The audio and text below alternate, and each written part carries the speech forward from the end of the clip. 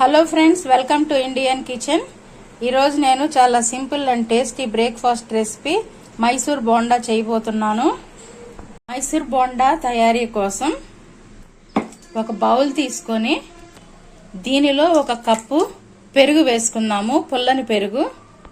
పెరుగులో ఒక tea spoon baking soda వేసుకుందాము. అలాగే ఒక స్పూన్ జీలకర్ర, ఒక స్పూన్ సన్నగా తరిగిన కరివేపాకు, హాఫ్ టీ స్పూన్ అల్లం తరుగు, అలాగే ఒక స్పూన్ సాల్ట్ కూడా వేసుకొని ఈ పెరుగుని బాగా కలుపుకుందాము. ఇలా పెరుగుని బాగా కలుపుకున్న తర్వాత దీనిలో 2 కప్పులు మైదా తీసుకుంటున్నాను. కప్పు పెరుగుకి 2 కప్పులు మైదా వరకు తీసుకోవాలి.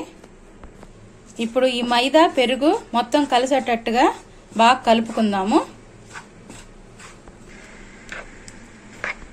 చూసారు కదా, ఇలా ఉండలు లేకుండా పిండిని మనం ఈ కన్సిస్టెన్సీతో కలుపుకోవాలి. ఇప్పుడు ఈ పిండి మీద మూత పెట్టేసుకొని కనీసం 1 గంట సేపు పిండిని నాననిద్దాము. 1 అవర్కు చూసారా, పిండి బాగా పులిసింది. పిండి బాగా పులిసి సాఫ్ట్గా అయింది.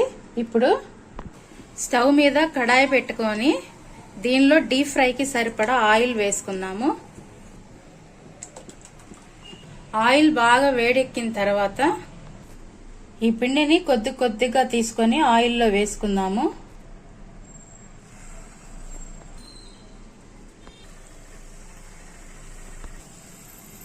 ఇలా ఒక్కొక్కటిగా ఆయిల్లో వేసుకుందాము. ఇలా బోండాలన్నీ వేసుకున్న తర్వాత వీటిని ఎర్రగా అయ్యేంత వరకు డీప్ ఫ్రై చేసుకుందాము. స్టవ్ లో ఫ్లేమ్ నుంచి మీడియం ఫ్లేమ్ మీద పెట్టుకొని వేయించుకుందాము. హై ఫ్లేమ్లో పెట్టుకుంటే బోండాలు పైకి మాడిపోతాయి, లోపల ఉడకవు.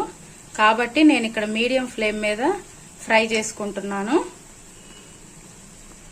చూడండి, బోండాలన్నీ బాగా వేగి మంచి కలర్కి వచ్చినాయి కదా. ఇప్పుడు ఈ బోండాలు తీసుకొని మనం వేరే ప్లేట్లో వేసుకుందాము.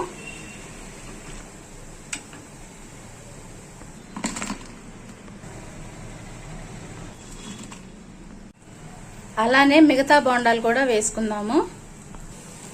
ఇవి కూడా బాగా ఎర్రగా అయ్యేంత వరకు వేయించుకుందాము. చూసారు కదా, ఇవి కూడా బాగా ఎర్రగా వేగినయ్యి.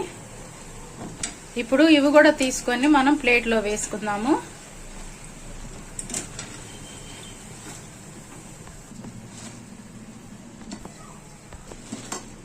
చూసారు కదా, ఎంతో సింపుల్ గా మనకి మైసూర్ బోండా రెడీ అయిపోయింది. ఈ రెసిపీ మీకు నచ్చితే నా ఛానల్ని లైక్ చేయండి, షేర్ చేయండి, సబ్స్క్రైబ్ చేసుకోండి.